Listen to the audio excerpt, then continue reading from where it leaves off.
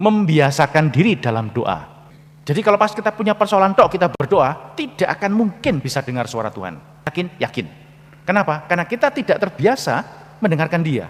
Maka novena itu sebenarnya cara kita melatih hidup kita. Minimal lah, kalau nggak ikut novena yang lain, novena pas Natal ini 9 hari dalam setahun, kita belajar mendengarkan Tuhan setiap hari.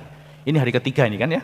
Nanti mulai berat tuh hari ke-5, ke-6, ke-7. Wah itu berat-beratnya novena itu. Kenapa? Banyak hal yang membiaskan kita. Berangkat enggak yo? Wis ning omah kan yo iso. Selalu ada pembenaran nantinya. Sing boyoke loro, sing adem, sing iki pasti, ya. Pegang kata-kata saya ini ya. Pasti banyak hal yang membuat kita ini maju mundur mau berangkat. Coba aja nanti ya. Nah, pada saat kita ngalami kelemahan kita, kalau kita sudah terbiasa terus berdoa, rutin berdoa, punya jam-jam doa khusus, dan doanya itu doa pasah ya, doanya nggak mohon terus isinya, maka kita akan dibiasakan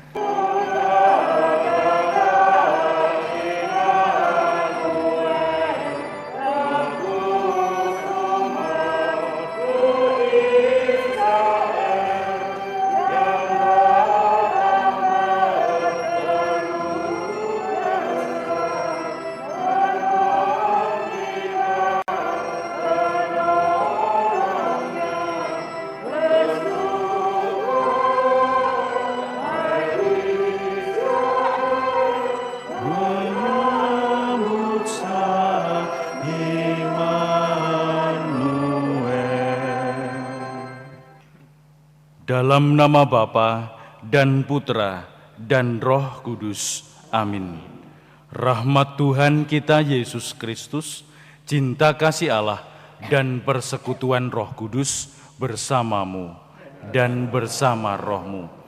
Para saudara terkasih, dalam novena hari yang ketiga ini, kita diingatkan akan satu hal, bahwa Yesus sungguh-sungguh lahir di tengah-tengah kita pada saat kita sungguh-sungguh sadar akan siapa Dia.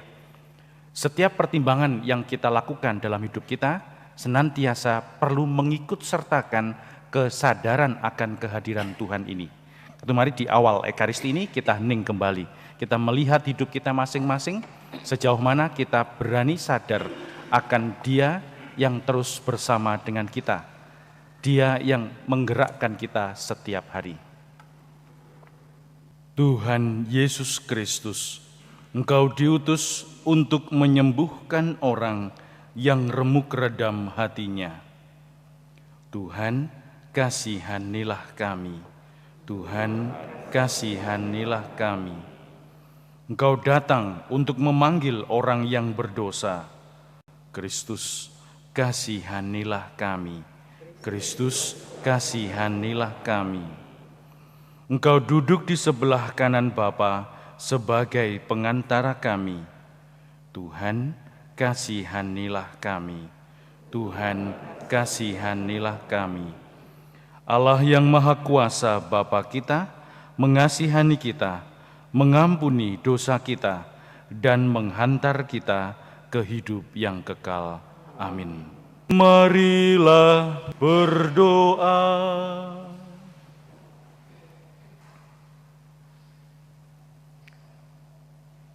Allah yang Maha Kuasa, kami ditindas oleh beban dosa karena diperbudak manusia lama.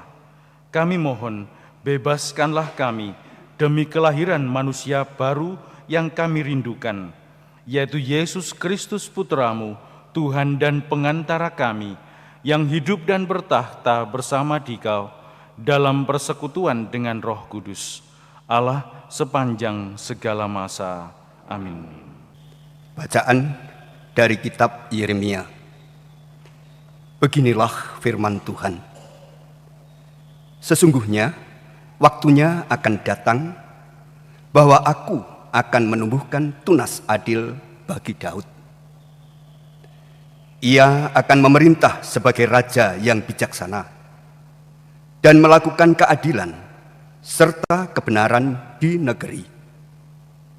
Dalam zamannya Yehuda akan dibebaskan dan Israel akan hidup dengan tenteram. Dan inilah nama yang diberikan orang kepadanya, Tuhan keadilan kita. Sebab itu Beginilah firman Tuhan. Waktunya akan datang bahwa orang tidak lagi mengatakan, demi Tuhan yang hidup, yang menuntun orang Israel keluar dari tanah Mesir. Melainkan, demi Tuhan yang hidup, yang menuntun dan membawa pulang keturunan kaum Israel keluar dari tanah utara dan dari segala negeri kemana Allah telah mencerai beraikan mereka. Maka mereka akan tinggal di tanahnya sendiri. Demikianlah sabda Tuhan. Kiranya keadilan berkembang dalam zamannya dan damai sejahtera berlimpah sampai selama-lamanya. Kiranya keadilan berkembang dalam zamannya dan damai sejahtera berlimpah sampai selama-lamanya. Ya Allah, berikanlah hukum-Mu kepada raja dan keadilan-Mu kepada putra raja. Kiranya ia mengadili umat-Mu dengan keadilan dan menghakimi orang-orang-Mu yang tertindas dengan hukum.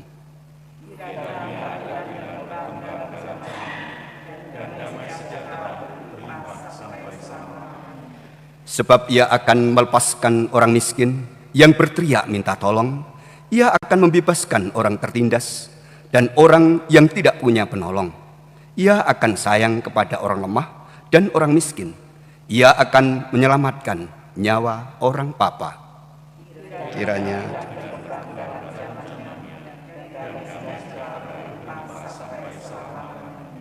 terpujilah Tuhan Allah Israel, hanya Dia yang melakukan perbuatan ajaib. Terpujilah namanya yang mulia selama-lamanya, dan kiranya kemuliaannya memenuhi seluruh bumi.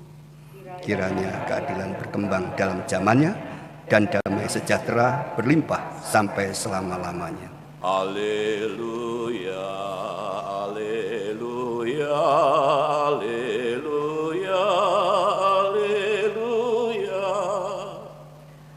Haleluya, haleluya, haleluya, haleluya.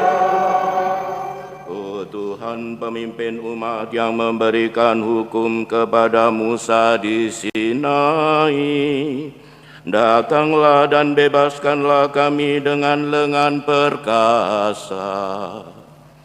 Haleluya, haleluya, haleluya, haleluya. Tuhan bersamamu dan bersama rohmu. Inilah Injil suci menurut Matius. Dimuliakanlah Tuhan.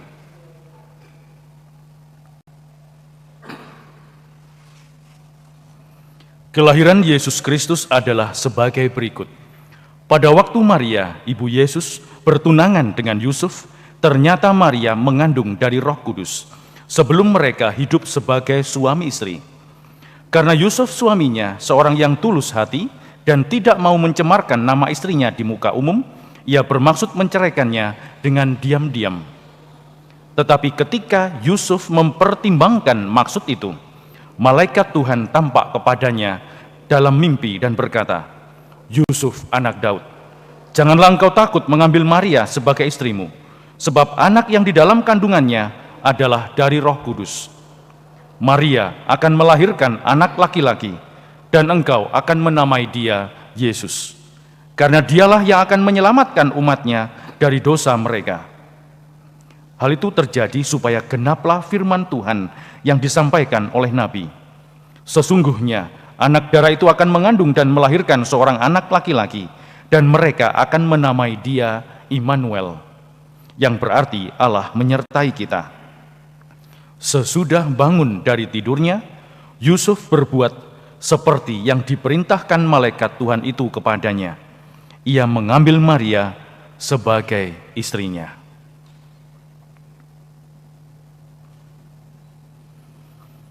Demikianlah sabda Tuhan. Terpujilah Kristus.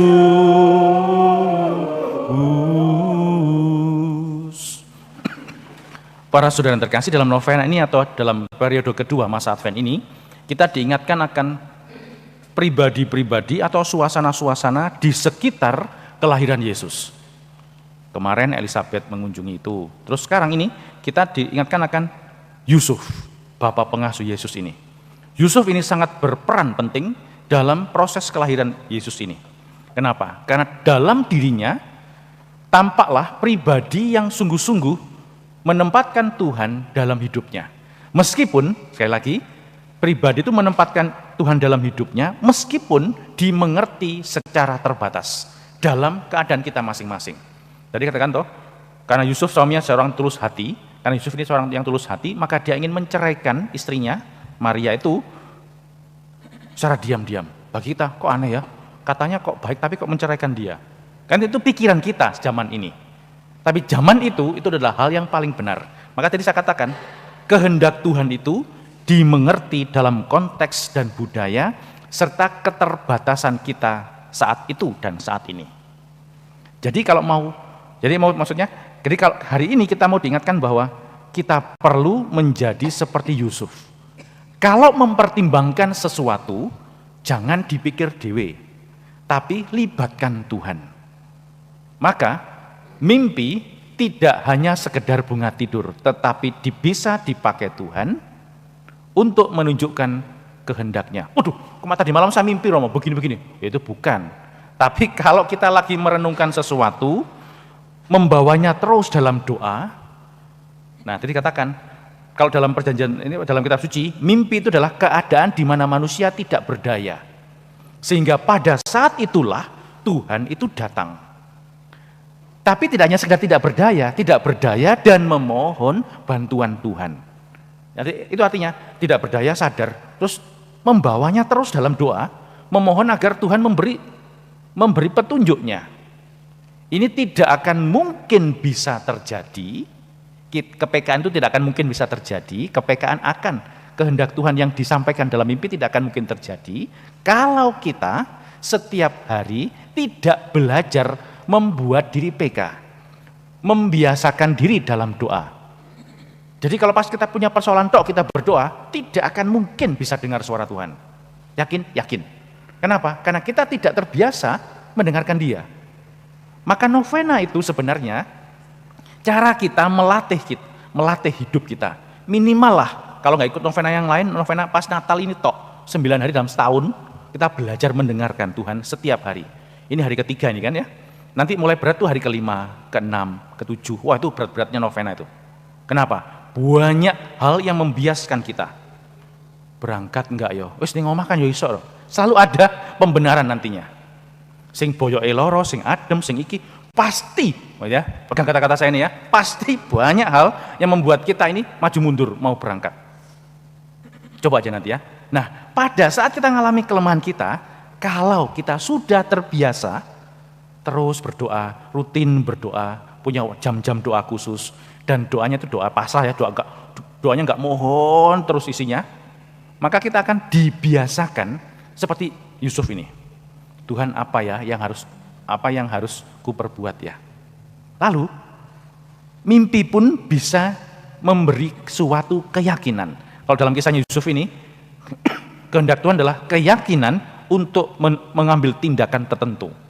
Dan itu sangat membantu Yusuf dalam menanggapi panggilan Tuhan ini. Nah, sekarang tergantung peristiwa kita masing-masing. Kita sedang hadapi apa? Kita sedang tercekam terhadap apa? Maka itu kita perlu waspada nih. Apakah benar ini hanya ketakutanku? Ataukah ini kehendak Tuhan? Nah, itu kita perlu memilah-milah. Untuk bisa memilah, tidak bisa pas kita sedang mengalami sesuatu. Kita harus belajar terus-menerus setiap hari. Lalu nanti kita akan diberi keyakinan-keyakinan akan hal-hal yang perlu kita buat. Bisa salah, karena kita menangkapnya keliru. Tetapi kalau salah, ya berani memperbaiki. Nah, langkah-langkah itulah yang kita perlukan. Jadi yang utama adalah belajar membiasakan telinga hati kita untuk mendengarkan Tuhan. Tidak hanya pada saat kita mengalami sesuatu, butuh pertolongan, tidak. Tapi justru pada saat kita tidak perlu apa-apa, hidup kita lagi landai-landainya, lagi enak-enaknya. Supaya apa? Supaya nanti kalau pas ngalami sesuatu yang genting, kita sudah terbiasa untuk mendekatkan diri pada Tuhan, lalu nanti bisa mendengarkan, punya keyakinan, apa ya yang harus saya buat. Entah dalam pekerjaan, dalam keluarga, bersama pasangan hidup, atau menghadapi hal-hal yang kita harus lakukan. Di sekolah, di kuliah, dimanapun. Coba kita merenungkan sejenak. Pertanyaan besarnya kalau gitu adalah, apakah aku setiap hari punya waktu untuk hal-hal ini, untuk berdoa sungguh-sungguh, sehingga aku bisa membiasakan diri dalam keadaan apapun aku tetap bisa berdoa, punya waktu untuk mendekatkan diri pada Tuhan setiap hari.